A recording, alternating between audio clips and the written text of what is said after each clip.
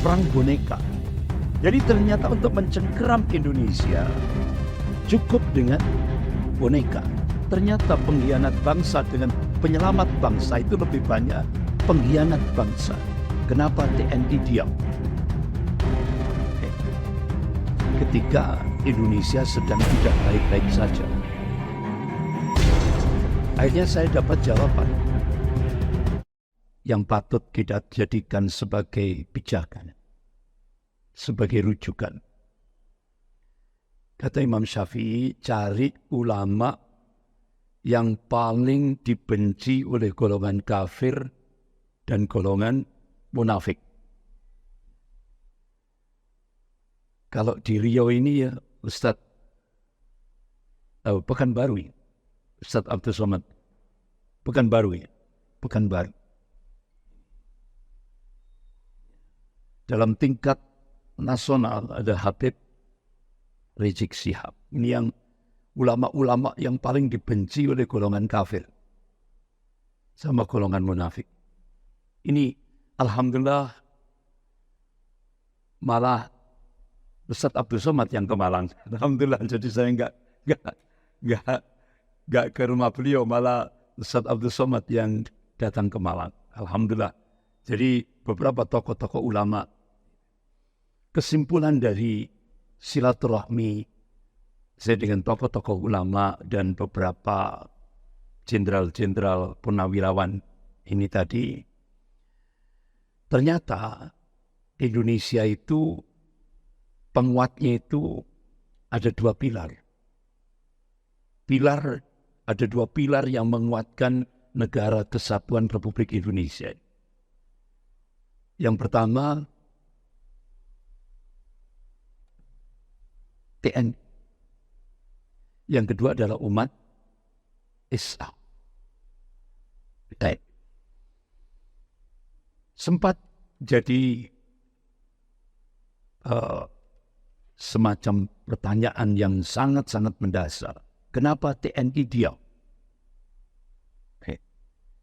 Ketika Indonesia sedang tidak baik-baik saja. Akhirnya saya dapat jawaban. Ini dampak daripada umat Islam buta politik. Sehingga mereka yang menguasai dan bahkan yang mengatur seluruh policy kebijakan dalam berbangsa dan bernegara. Sehingga akhirnya benar-benar dengan begitu mudah TNI dikunci dengan Undang-Undang Nomor 34 tahun 2004. TNI sudah tidak boleh lagi masuk wilayah sosmed. TNI wajib kembali ke barak. Ini. Sehingga akhirnya ketika saya bertemu dengan mantan Panglima TNI, Bapak Jenderal Purnawirawan Gatot Nurmantio, beliau memberikan penegasan benteng terakhir negara kesatuan Republik Indonesia ini adalah umat Islam. Ini benteng terakhir. Dari silaturahmi yang saya lakukan itu, ternyata sekarang di Indonesia ini ada 3 peperangan. Nah, kita kalangan sipil ini kan tidak tahu apa perang apa. Tapi dari kalangan militer ini sudah terjadi peperangan. Nah, kita kan tenang-tenang saja. Nah, jadi ternyata perang yang pertama yaitu perang asimetris. Kalau bahasa akademiknya perang nirmiliter, non-militer. Tapi daya rusaknya luar biasa. Semua lini dalam kehidupan berbangsa dan bernegara. Ini bapak-bapak, ibu-ibu yang dimuliakan. Apalagi kita lihat cengkeraman imperialisme Cina luar biasa. Dengan proyek One Belt, One Road.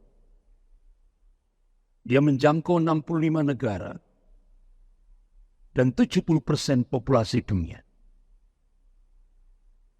Dan strategi itu menggunakan strategi one country, two system. Satu negara, dua sistem. Kolaborasi. Ini yang kita saksikan. Sehingga akhirnya, Bapak-bapak, ibu-ibu yang dimuliakan Allah, benar-benar ini luar biasa. Perang asimetris. Kemudian yang kedua, yaitu proxy war. Perang boneka. Jadi ternyata untuk mencengkeram Indonesia, cukup dengan boneka.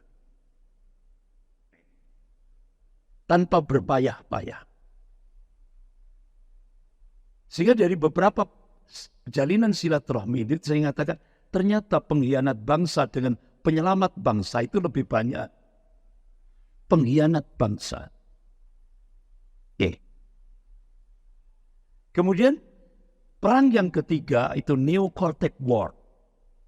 Perang narasi. Kalau dulu masih awal-awal, mereka tahu untuk mencengkeram Indonesia, lemahkan dulu umat Islam. Karena pilarnya itu TNI sudah kena, TNI sudah dikunci dengan Undang-Undang Nomor 34 tahun 2004. Tinggal umat Islam.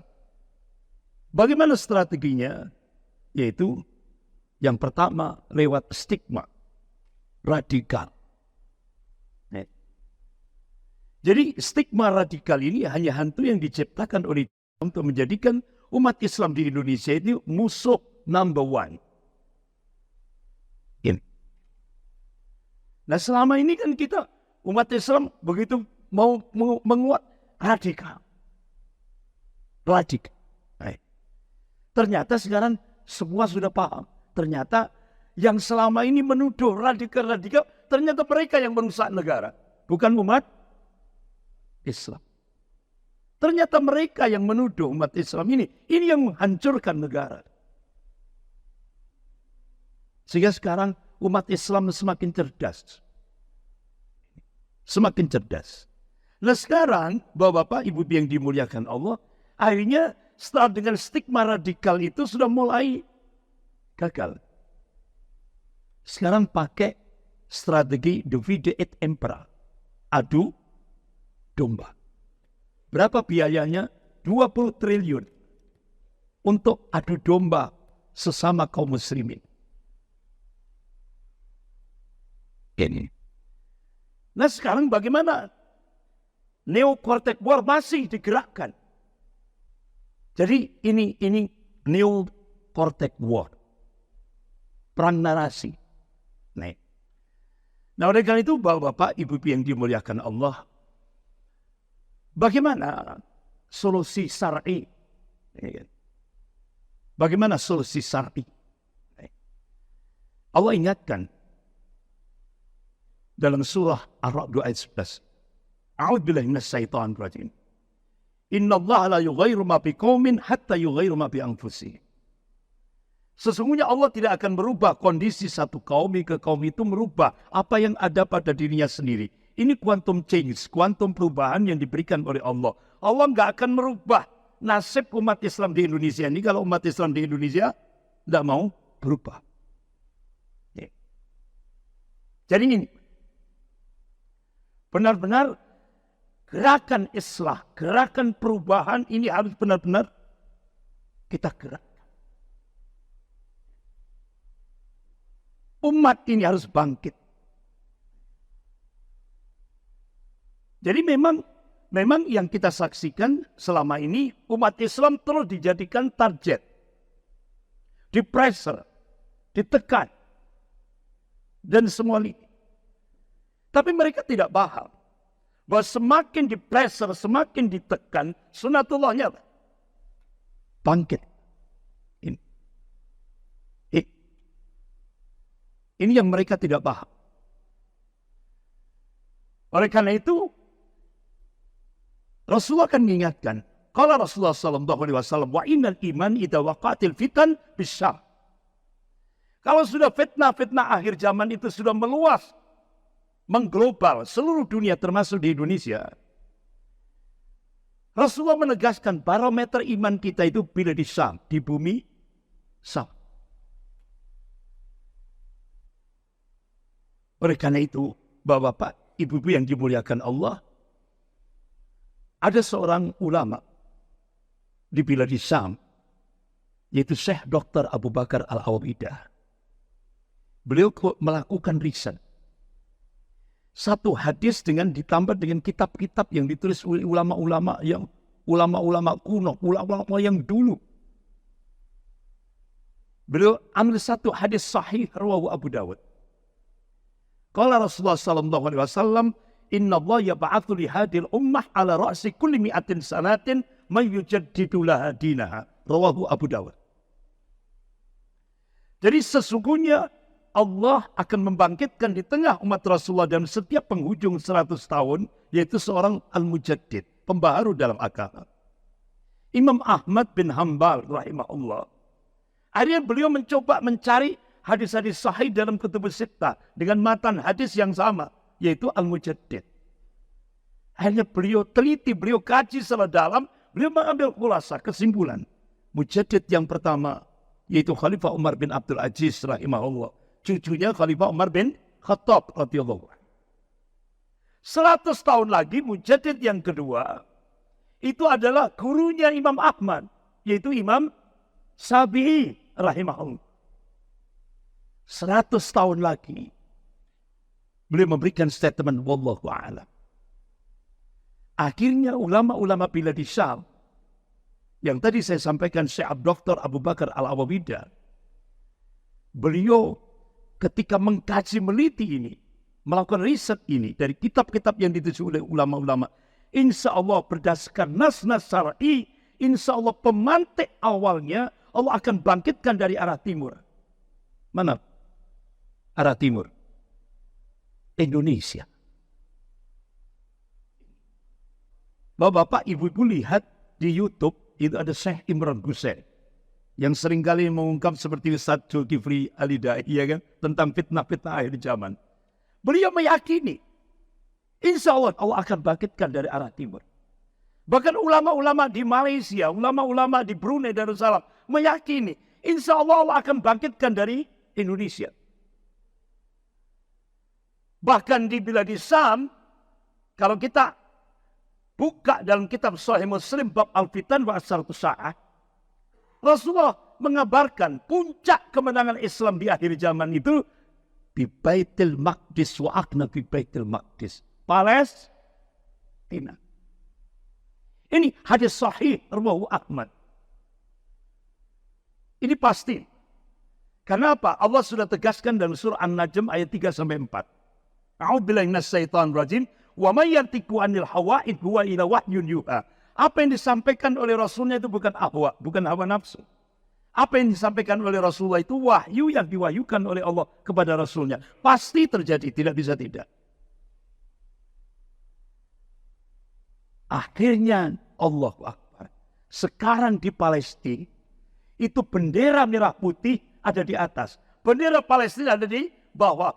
Mereka semua meyakini insya Allah Allah akan bangkitkan dari Indonesia. Insya Allah. Bagi Allah mudah. Kun faya. Tidak tahu kita dari mana Allah akan bangkitkan nanti.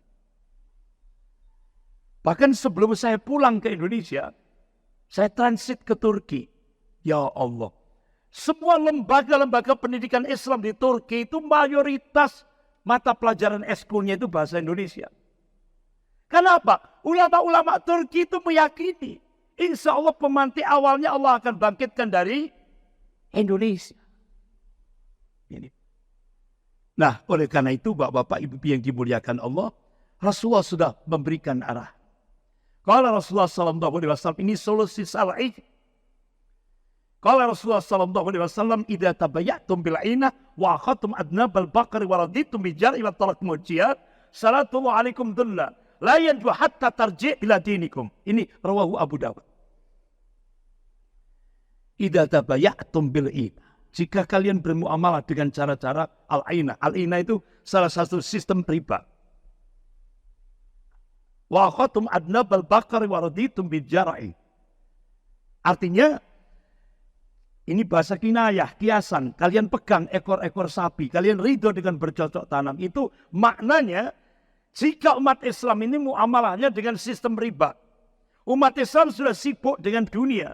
Wa taraktumul fisabilillah. Umat Islam meninggalkan al-fisabilillah. Salatullahualaikum dullah. Maka Allah akan turunkan kehinaannya. Dan ini sudah nyata di Indonesia. La yanji'u syai'a. Sedikit pun Allah tidak akan mencabut dari kehinaan itu. Hatta tarji' ila dinikum. Hingga kalian kembali kepada agama kalian. Ulama-ulama hadis ketika menafsirkan tarji' ila dinikum ini maknanya hingga umat Islam di Indonesia ini bangkit semangat perjuangannya.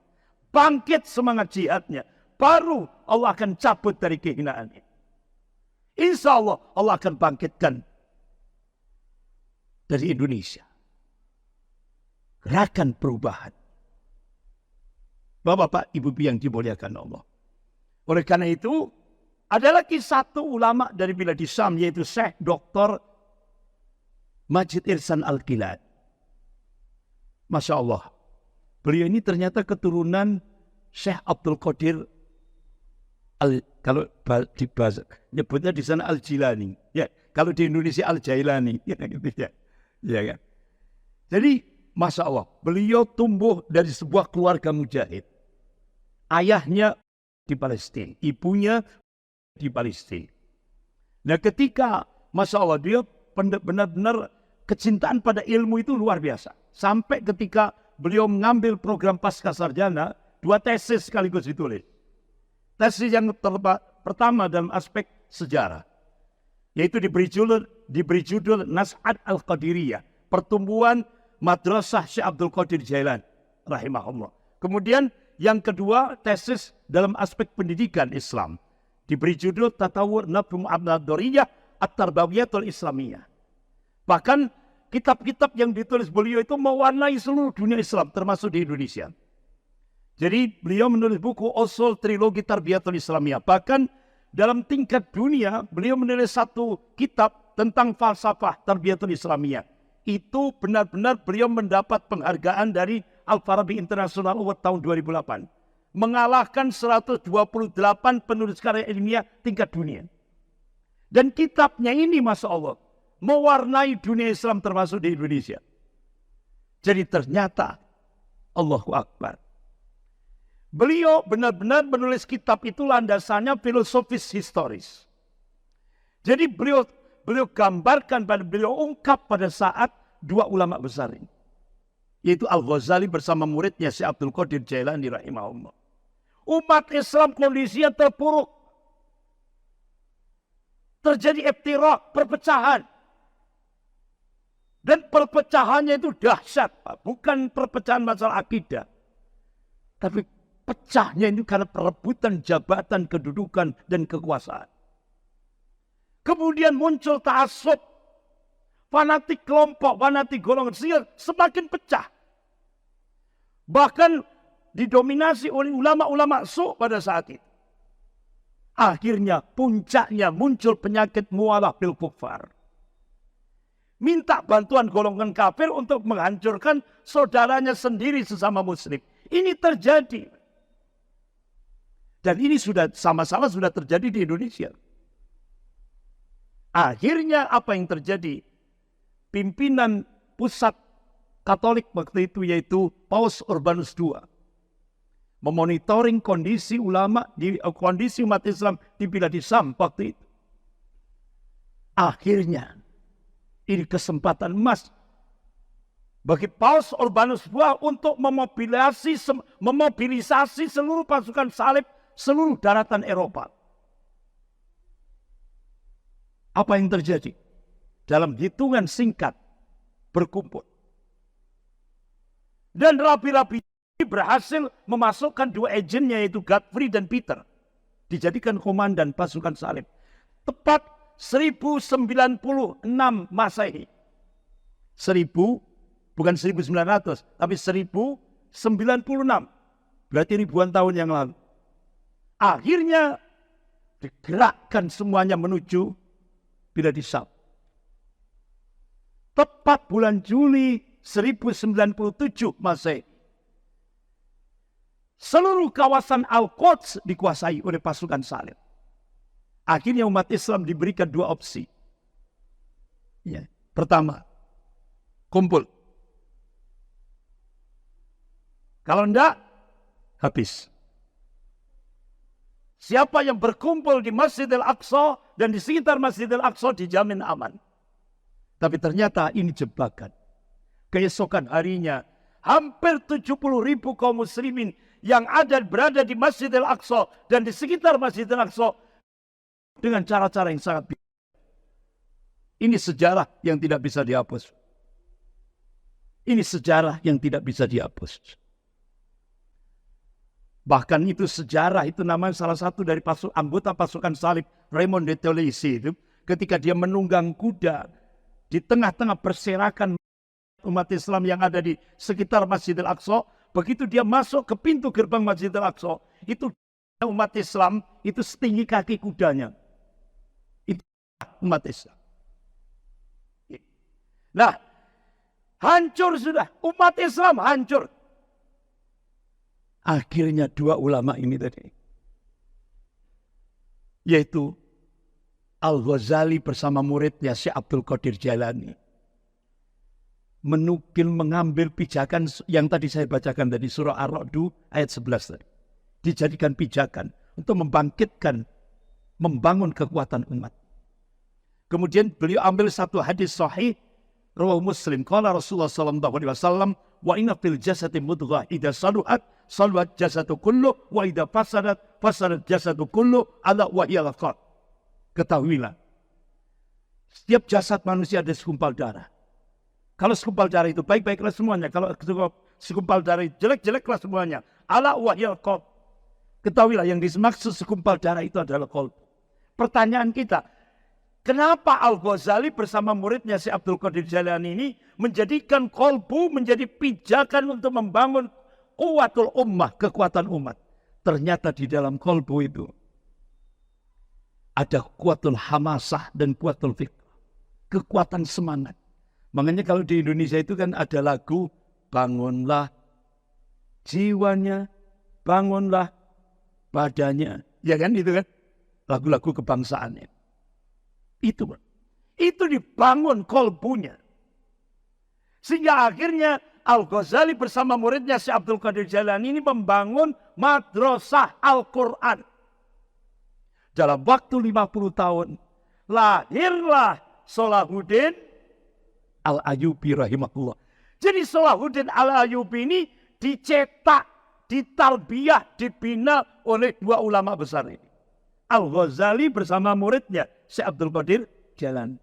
Nah selama ini kan kita tahunya Al-Ghazali, Syekh Abdul Qadir Jailani, Sufi. Gitu aja kan infonya. Tapi apa karya besarnya ini yang tidak paham. Akhirnya begitu lahir sosok Salahuddin Al-Ayyubi, pasukan salib berhasil dihancurkan. Sehingga Masjid Al-Aqsa, tempat kiblat pertama kali kaum muslimin, tempat Isra wal Mi'raj Nabi kita Rasulullah SAW berhasil dikuasai kembali. Setelah 88 tahun dikuasai oleh pasukan salib. 88 tahun. Alhamdulillah, apa yang ditulis oleh Syekh Dr. Irsyad Al-Gilani, Majid Irsyad Al-Gilani ini dipraktekkan di seluruh Indonesia, termasuk di Padang ini. Termasuk di Padang. Saya melihat tentang ini pun, pendirian rumah pesantren tahfidz dan kampung Quran. Itu di Padang, di kawasan hutan gitu ya, di kawasan hutan. Jadi Masya Allah, luar biasa. Ini Pak, jadi ini kesempatan emas bagi kita. Saya melihat ini, Masya Allah, ini pusat peradaban Islam untuk membangun Salahuddin Al-Ayyubi yang baru, terutama dari Indonesia. Nah ini, tadi kan sudah disampaikan Ustaz tadi, bagaimana Rasulullah mengabarkan, kalau Rasulullah SAW, ma min ayyam al-amal salih fihinna ahabbu ilallah. Jadi tidak ada hari-hari di mana hari itu amal soleh kita, amal soleh ini, itu lebih dicintai oleh Allah. Yaitu asal Dzulhijjah. 10 hari bulan Dzulhijjah. Senin, Selasa, Rabu, Kamis, Jumat, Sabtu, Ahad, Senin, Selasa. Ya, ini 10 hari ini kesempatan emas untuk kita untuk kenapa Rasulullah mengatakan ini solusi yang diberikan oleh Rasulullah. Setelah bangkit semangat tadi, ayo badiru bi amal, al-mubadirah bi amal, bersegera beramal soleh. Oleh karena itu bapak-bapak, ibu yang dimuliakan Allah, saya diajak ke Padang kemarin itu, ya Allah, luar biasa. Ini ada yang baru tumbuh dan insya Allah ini merupakan satu pusat peradaban Islam untuk membangun peradaban Islam. Dan tidak menutup kemungkinan di Pekanbaru yang saya sering melihat Ustadz Abdul Somad juga seperti itu, membangun sebuah kampung Quran, kriya Quran. Sekarang di mana-mana di Indonesia itu muncul pesantren tahfidzul Quran, kriya Quran, rumah Quran, kampung Quran, itu di mana-mana. Dan ini yang dipraktekkan oleh Al-Ghazali bersama muridnya Syekh Abdul Qadir Jailani. Oleh karena itu, insya Allah kita optimis Allah akan bangkitkan Indonesia ini. Kita optimis. Bahkan ketika saya diundang Pertamina Balikpapan, itu diajak ke pedalaman Kalimantan. Ya Allah, ternyata di hutan belantara itu ada pesantren tahfidzul Quran. Luar biasa. Jadi ini benar-benar silent majority. Silent majority. Jadi mayoritas yang tidak nampak ini. Masya Allah. Bapak-bapak, ibu-ibu yang dimuliakan Allah. Dan kuncinya yang terakhir sebagai penutup, seperti tema jargon kita, merawat ukhuwah Islamiyah. Rasulullah memberikan penegasan. Qala Rasulullah SAW, al-jama'atu rahmatun wal furqah adabun. Ini hadis sahih rawahu Ahmad. Bersatu itu rahmat, berpecah itu adalah adab. Oleh karena itu, dari pertemuan saya dengan tokoh-tokoh ulama nasional, kemudian ada pakar-pakar hukum tata negara, begitu juga dari kalangan Jenderal Purnawiran Angkatan Darat, termasuk mantan Panglima TNI, saya mengambil satu kesimpulan, pesan-pesan beliau-beliau semuanya ini, ayo umat Islam bersatu. Karena benteng terakhir negara kesatuan Republik Indonesia ini adalah umat Islam. Ayo umat Islam bersatu, jangan mudah dipecah. Bersatu. Alhamdulillah, beberapa minggu terakhir kemarin, Muhammadiyah, NU bersatu, sepakat ingin memunculkan pemimpin yang bermoral, pemimpin yang berakhlak, pemimpin yang beradab. Sepakat Muhammadiyah dan NU bersatu, ingin bercita-cita memunculkan pemimpin yang berakhlak, pemimpin yang bermoral. Ya, ini. Insya Allah, kalau sudah NU dan Muhammadiyah bersatu, semua problem bangsa ini insya Allah akan terselesaikan. Sekarang umatnya, umat Islam, ayo bersatu. Kuatkan ukhuwah. Ya. Kenapa? Bapak-bapak, ibu-ibu yang dimuliakan Allah, sampai pernah satu saat Rasulullah di hadapan para sahabatnya, ada sekelompok umat, kata Rasulullah. Mereka bukan nabi, mereka bukan syuhada, tapi sebagian nabi iri. Akhirnya sahabat tanya, man hum ya Rasulullah, siapa mereka ya Rasulullah? Rasulullah berikan jawaban, qala qaumun tahabbu birruhillah. Yaitu satu kaum dari umat Rasulullah ini yang ketika di dunia dia senang menjalin tali cinta, kasih sayang lillah, karena Allah. Tidak ada interest yang lain, tidak ada kepentingan yang lain, semuanya lillah, lillah, lillah. Padahal satu dengan yang lainnya tidak ada hubungan kerabat. Dan bukan karena harta yang saling mereka berikan. Bukan. Benar-benar dia berjuang bersama-sama. Berjuang karena Allah. Duduk bermajelis karena Allah. Berorganisasi karena Allah. Semuanya lillah karena Allah. Sampai akhirnya Rasulullah bersumpah. Fawallahi inna wujuhahum la nurun wa innahum ala nurin.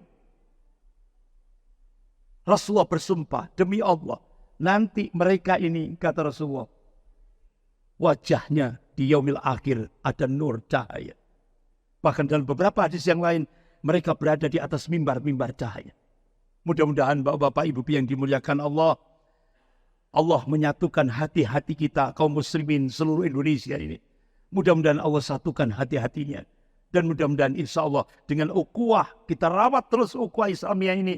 Insya Allah semua problem dalam kehidupan berbangsa dan bernegara ini, mudah-mudahan Allah selesaikan. Sehingga cita-cita the founding father, pendiri negara Republik Indonesia ini, yaitu ingin menjadikan Indonesia menjadi sebuah negara baldatun thayyibatun wa rabbun ghafur.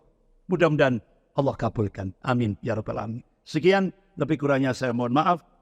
Kita akhiri dengan doa kafarat majelis. Subhanakallahumma wa bihamdika asyhadu an la ilaha illa anta astaghfiruka wa atubu ilaik. Wabillahi taufiq wal hidayah. Wassalamualaikum warahmatullahi wabarakatuh. Waalaikumsalam.